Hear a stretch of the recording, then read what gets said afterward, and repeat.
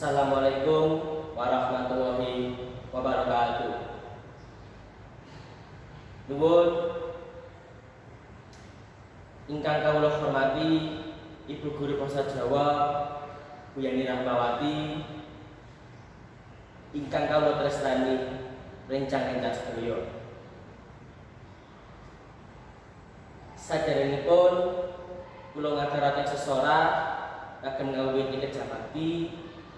Sumangga kita sesarengan puji syukur ing pangarsanipun Gusti ingkang akarya jagat Allah Subhanahu wa taala, awit sih wigraha ingkang kaparingaken dumateng kita sedaya boten kirang satunggal menapa. Kita perlu mangerteni menawi lingkungan penting sangat kagem papan panggenan lan gantungaken urip. Menawi lingkungan resik, masyarakatipun ugi sehat lan saged rukun.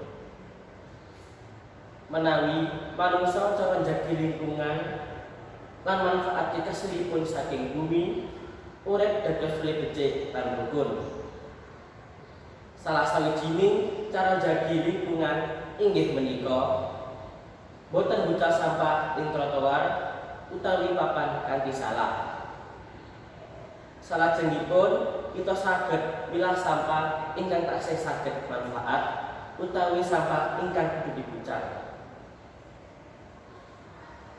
Cekap semanten ingkang kula saged aturaken, boten kesupen kula ngaturaken agunging panuwun dumateng para rawuh ingkang sami rawuh.